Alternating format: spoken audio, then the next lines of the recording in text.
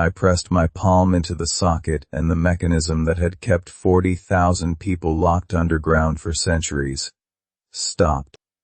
Welcome to the Blood Costs. Part 4 of 4. We moved through the tunnels in a group of 5, me, Senna, Vale, Devon, and a woman who said nothing and carried a short iron pry bar. None of us talked. The Hall of Locks was deep in the oldest part of the Undercity, cut directly into the bedrock. The passage down was narrow and hot. By the time we reached the last corridor, I could hear the mechanism. A low, rhythmic grinding, metal turning inside stone, the kind of sound that feels like a clock you cannot reach. Vale said very quietly, "You get your blood into that socket before the final locking rotation completes and the seal resets to neutral. After that, the doors can be opened." Davin said, "When I tried, I had about 90 seconds from when I heard the pitch change." He did not say what happened after. He did not need to. Senna moved first. She went around the corner low and fast, and the sound of a brief fight came back to us. Hard, efficient, not long. Then silence. The chamber was large and round, lit by a ring of embedded amber stones in the ceiling that cast everything in warm shadow. In the center was the mechanism. A column of interlocking stone and iron rings, taller than a man, each ring turning slowly against the others. 3 people stood on the other side of it. One was old in council robes, one was younger and held a blade already, the third was Oren. Oren looked at me across the turning column and said, "I hoped they wouldn't reach you in time. Not I hoped you wouldn't come. In time." She had known this was coming. The key she gave me, the carved room, the name Vale. It was not to help me. It was to see how much I knew.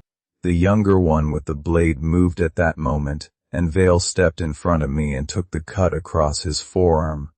A long, deep line. Vale dropped to one knee. His right hand pressed flat against the stone floor, and I saw the ring crack down the middle.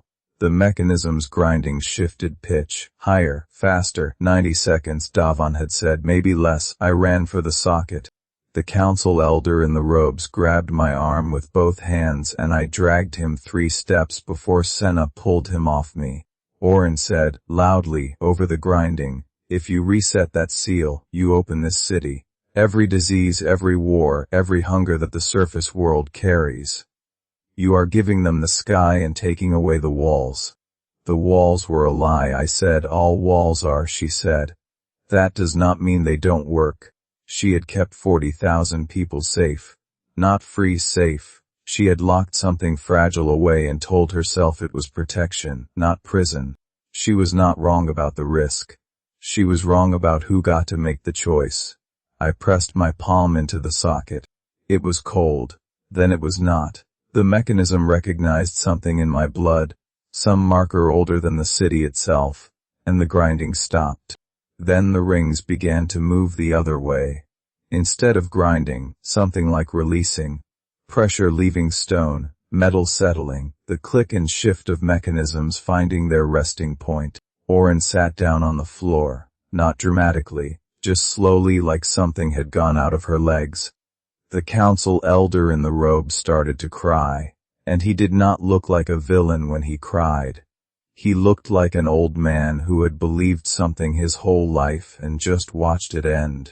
Vale was sitting against the wall, his arm bandaged, looking at his broken ring on the floor.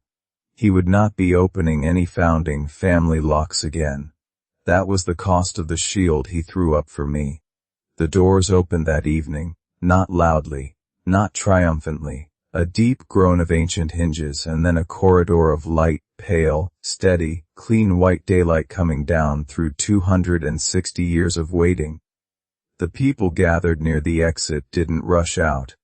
They stood at the edge of the light and looked at it, and a few reached out and put their hands in it like they were testing water. I stood behind them and watched. Senna stood beside me. After a long time she said, "Was it the right thing?"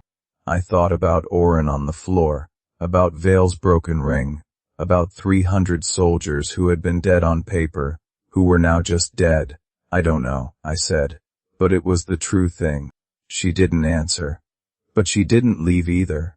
And out past the door, past the edge of the light, the world that had always been there waited, patient, complicated, and very much alive.